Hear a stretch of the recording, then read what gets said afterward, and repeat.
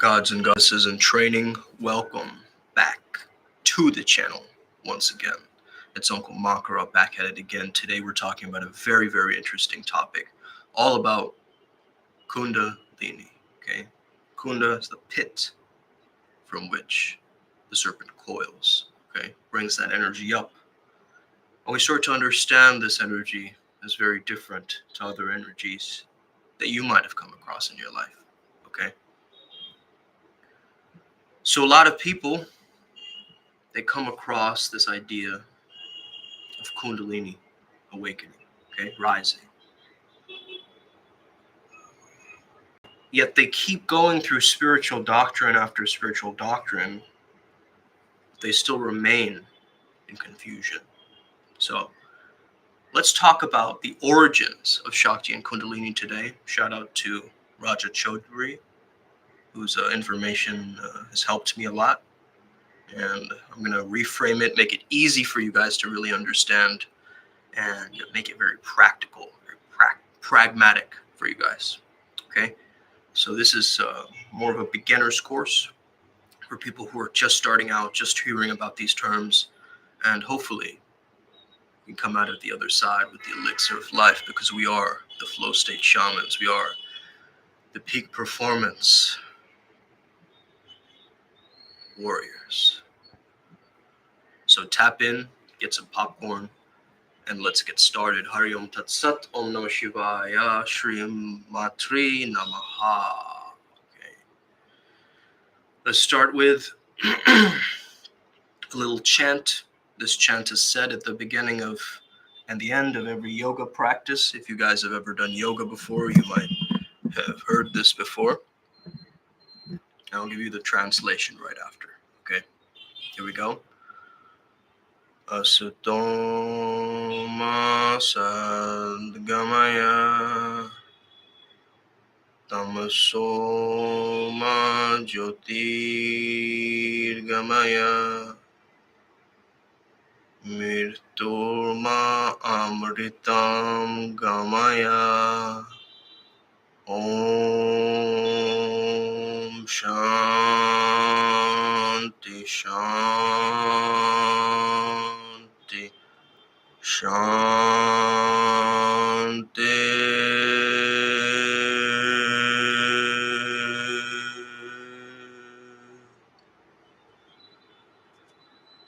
Translation: Heavenly Mother, take us from the unreal to the real, from darkness to light, from mortality to immortality. Om, peace, peace, peace. Okay. Nowadays, you'll notice what's happening to the culture. It's almost like a spiritual cosmopolitanism, right? And we need to get back into our truth again.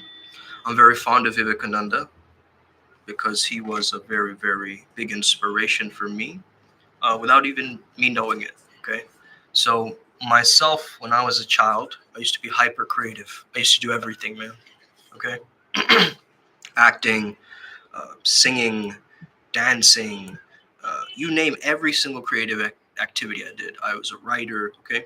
And Vivekananda was from my town of Kolkata, right? He's from my city of Kolkata. And he was a lawyer here, actually, at the Indian High Court, right? Kolkata High Court. And he was always looking for that balance of pragmatism and flow, right? Poetry. And that's the same thing I'm seeking for, man. That's why we've created this archetype, the priest beast, you know? I mean, he was a polymath, right? The Renaissance man. Think about it. He was a wrestler. He was a singer. He studied Sanskrit. He studied Western philosophy. He tried to revive the Vedas to the world. He wanted acceptance from the British, right? And then he met Ramakrishna, who went into samadhi upon meeting him, okay? And he was a temple priest to Ma Kali, if you didn't know that. And Ramakrishna found a way to integrate the Shakti and the Bhakti of Kali. And he created this idea of the non-dual. Now, yesterday I was talking about how non-dual can be taken out of context. This is a very different level of that. This is Vigan Vidanta, which is saying, yes, you are divine. The Guru is within you. Your Atma is your Brahma. Your Atma is that Brahma, right? But you are also in this world. You are also in this division. And this energy meeting the consciousness, that's determined by Shakti. Life force energy, mana, may. Let's go. Now imagine the universe as this pulsating, vibrating entity that's alive. Okay? Stop thinking about the world as a simulation for a second. I know you're taught to it's the Matrix's fault. Okay? Let's stop with that kind of language for now. And let's imagine the universe as this very rhythmical, harmonic dance that is alive with energy. And what do we call it?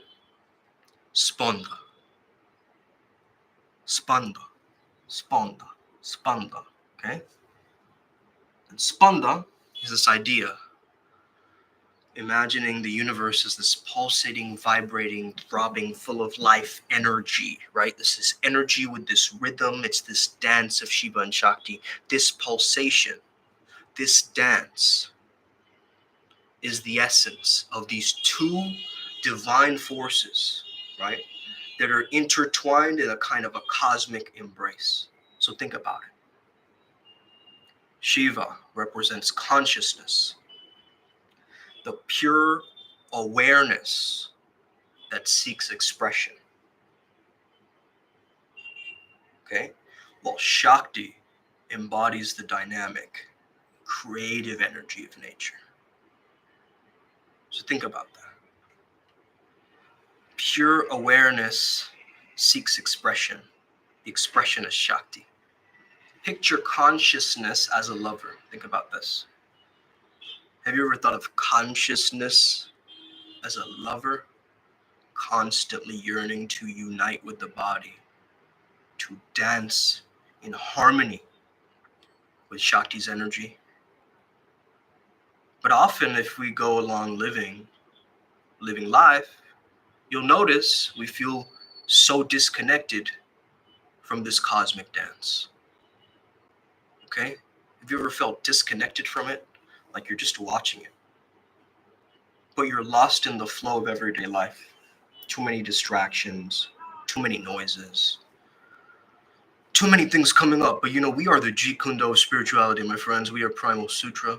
To understand what Bruce Lee said, which is a successful man, a successful warrior is just an average man with laser-like focus, my friends. Okay? So where is your focus? What is your intent? What if you could flow through life like a tantric dancer? Every moment is a seamless expression of this divine union, of this Kundalini rising, this energy that you feel within you. What if we could flow through life like these tantric dancers or lovers? What if you could open our padmas or our chakras and feel so free, okay? And I have a technique for you, which is very powerful. I'm going to share that at the end of the video, okay? But first, to start off with, understand this dance is not merely physical, it's internal, okay? It's not sexual on the outside, it's sexual on the inside, okay? It's an energetic flow that you have to come to terms with.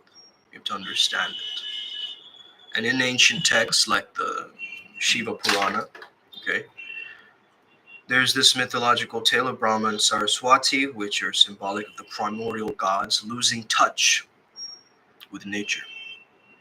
So Brahma realizes this disconnect, calls upon Sati. Sati is also known as the embodiment of Adi Shakti, or first Shakti, okay, the original energy to descend to earth.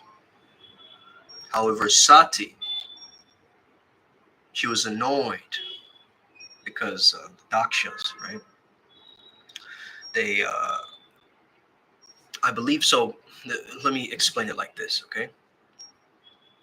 So Daksh the gods gave him the power of Vak or mantra. So the entire Indus Valley has them, right? But if you lose touch with nature, Brahma realizes that, this Adi Shakti says, please come to earth so we can celebrate consciousness in nature. So she gets mad. She gets annoyed because, keeps making fun of Shiva, this Daksh, right? Saying, oh, he's just a stoner. He's just he just has sex. He's a party guy. He has long dreadlocks. He's a drug addict. He's a poser. He's a this. He's a that. He's a rebel. Okay, and so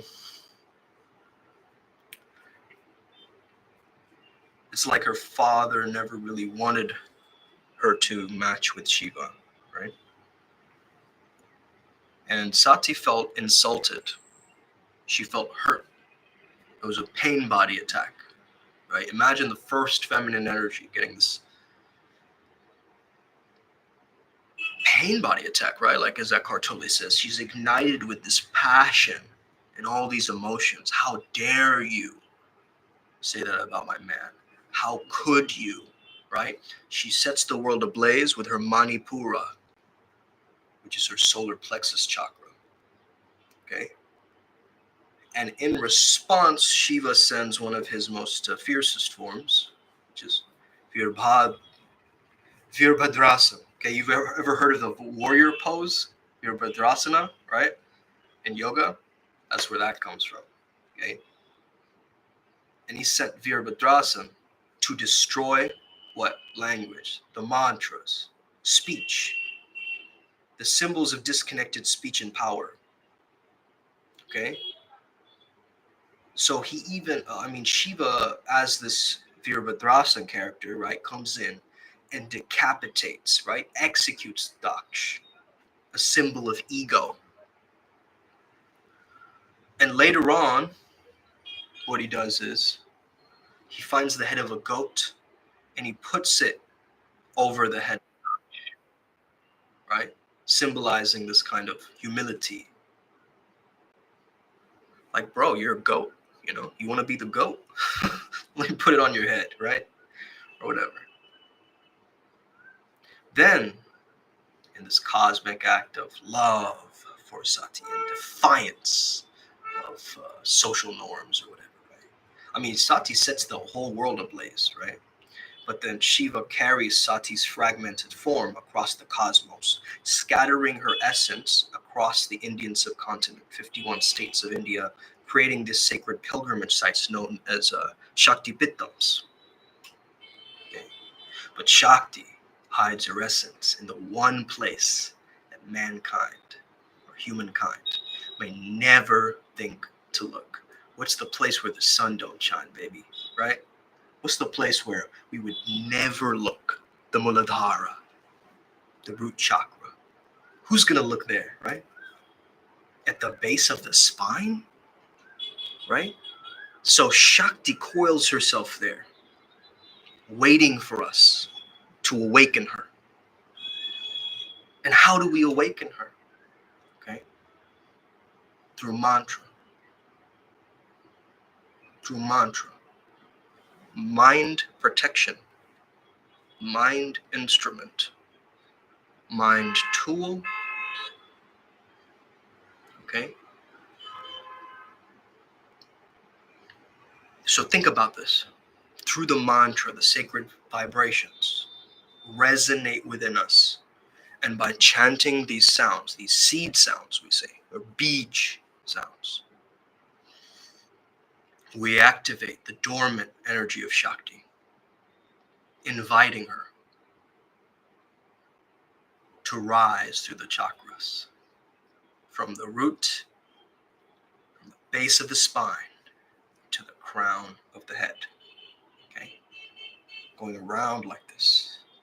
More so, it's a metaphysical chakra, the crown, right? It's not a body one. Body one would be the third eye. Okay. But understand this journey. This is what all these yoga, Kundalini practices, understand this, okay? the journey reunites Shiva and Shakti together, symbolize?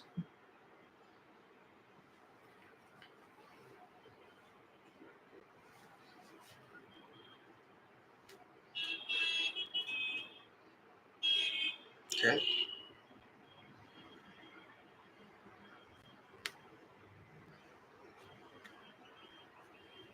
Symbolized through a yoni, which is the vagina, and a linga, okay, which is the phallus or the penis. Now, this is not the way that we look at male-female body parts in day-to-day, right? Because this is a very cosmic understanding of the union of masculine and feminine energies. So the linga represents the beam of light, okay, the divine phallus, you could say, which is meeting the yoni, which is this very receptive base, this fiery energy, then ascends through the body to meet with Shiva, and then Shiva goes down to meet with Shakti. Okay?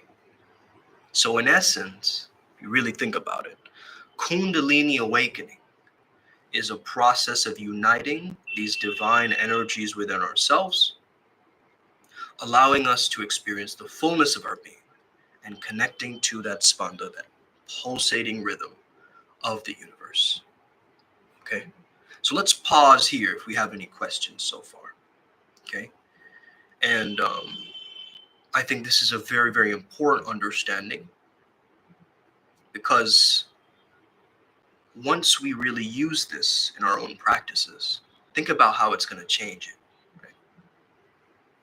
Now, maybe some of you have heard of these Bij mantras, and some of you haven't. But try this, okay? Try this out. It can be very powerful. Let's just go through them. Okay. So, let me share screen, or that would be easier.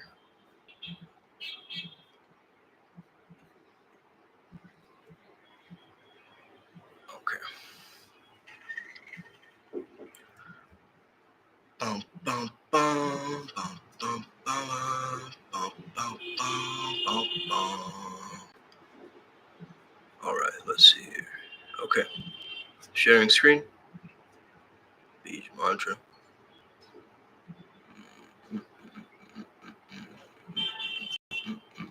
Okay, cool. So, what is a Bij mantra? Refers to the seed, and we join it with the mantra. It's a seed mantra. So words that sounds that work on different frequencies. Again, this is tapping into that spanda, right? What is the benefits? Spiritual individual, useful during meditation, experiencing bliss and serenity, therapeutic benefits, helps to control sexual urges, yada, yada, yada. Okay? Okay, then we also have the popular ones for specific beings like Om Dham for Lord Kubera. Okay, Shreem is for Mahalakshmi. Aim is Saraswati, which a lot of the TM practitioners use. A lot of Saraswati teachings or Saraswati Puja for transcendental meditation. Okay, then we have, of course, the main 7 chakras. Okay, the Agya, the Sahasrara, right? The Visuddhi, the Anahata, the Manipura, the Swadhisthana, and the Muladhara. Okay, so let's start by chanting. Okay, so clench your anus as you do this. Okay, so Lam. Just feel it internally. Okay, Lam. Keep clenching. Lam. Okay, now we move into from earth to water. So imagine this very gelatinous kind of naga-like, snake-like, very creative, sensual energy now of water. Okay, imagine water spilling out. And again, look, this one has 4 petals. This one has 1, 2, 3, 4, 5, 6 petals. Okay, today's the 6th energy, 6th May. Okay, 1, 2, 3, 4, 5, 6, 7, 8, 9, 10. Okay, so each has different number of petals. Notice that. Okay. Clench again. Lam Vam Vam Vam. Now imagine right at your solar plexus, right, where Iron Man has a suit, right? It's beaming out, like almost near the thymus. No, it's very below actually. It's like the solar plexus navel, right? So make sure you pronounce the R for this one. So Ram. Spanish people can do this well, right? Ram. Ram. It's like you're starting a car, right? Ram. Then you have Yam in the heart chakra, right? This is very powerful for getting you out of negative entities, negative emotions. If you ever read or heard of the Law of One, you'd know that darker entities hate the heart chakra energy. So let's tap in for spiritual protection. Yum. And also, if you're very hungry, sometimes you say yum, right? Oh, yummy, or whatever. So consider that too. So we're going earth, water, fire, air. Now this is an air, feeling of spaciousness in the heart. Okay. Then we move into the ether in the Visuddha, right at the base of the neck, right? Like right here, the base of the, like right here, base of the throat, okay? So imagine ether and just say, Someone's asking, do you clench your anus every time? Yes, it helps to, but again, this is just a process that I want you to understand first. Let's go through all of them and I'll teach you a process that's very sacred for adepts only. Om. Now this Om you don't have to say. I believe chakra 7 is a silence. Okay. So this is actually not OM, it's AUM. Okay, so it's Aum, the onion, right? Ajna, some people call it. The third eye. Okay. The pineal gland, also known as the cave of Brahma. Okay.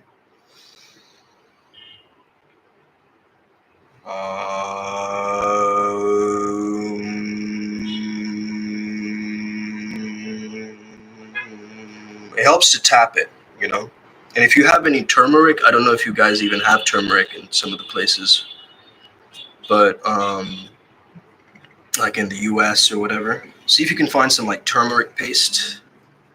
And if you put it over your third eye before you sleep, it really helps with your awakening, your process. We are the upward spiral gang, so we're always ascending up, okay? Looking towards that sense of hope, that sense of faith, that sense that everything will unfold as it should, baby. I don't need to worry about nothing. Everything is already handled for me.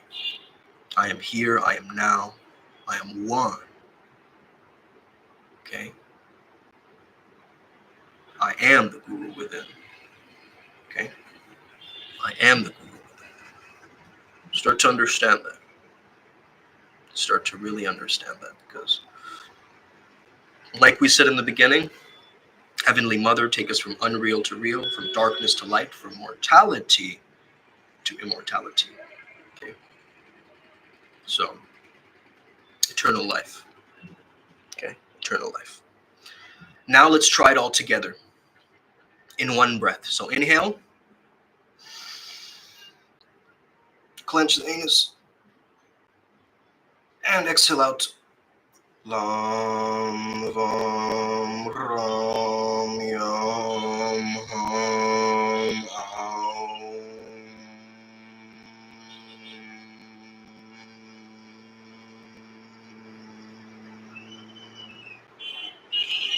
Silence. Let's try it one more time, okay? So Inhale and hold, clench your intrinsic muscles. So clench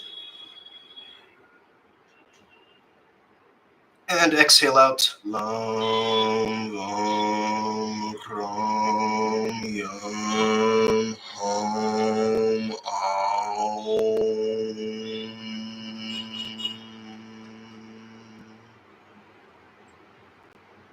Just close your eyes. You might see little flashing lights, different things like this, different visuals in your third eye.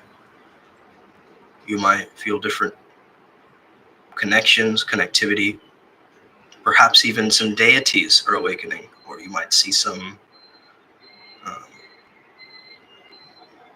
you might receive some downloads or intuition from your environment, or from your own inner winds, your own meridians, will give you clues in order to know what to do next.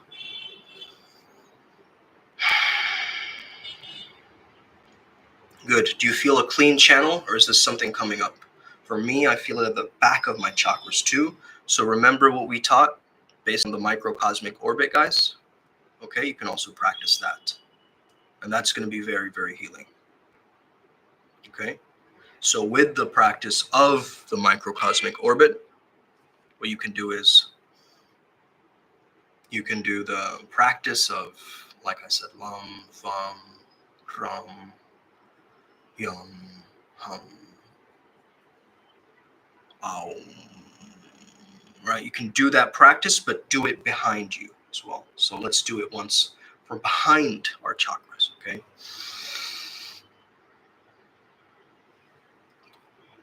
Lam, vam, ram, yam, hum, aum.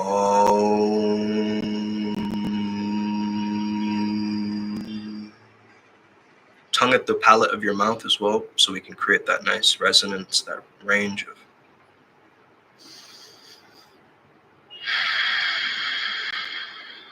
Just imagine the energy spinning right now. Front chakras, back chakras. Okay? You feel clean, right? It's like working at the car wash. Yeah? Sort of like that. You're going to feel purified. You're going to feel clean after this practice.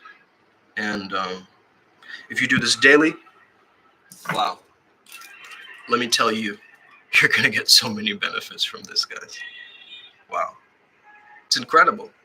It's absolutely incredible. Okay? So tap in. There's also a movie, okay, that I want you to look into. I'm trying to watch it. Lady in the with fangs and a mustache, about a Dakini that my father's trying to find. Another one is Vivekananda's documentary by Raja Chaudhary, which I highly recommend. Okay, highly recommend. It's called America's First Guru.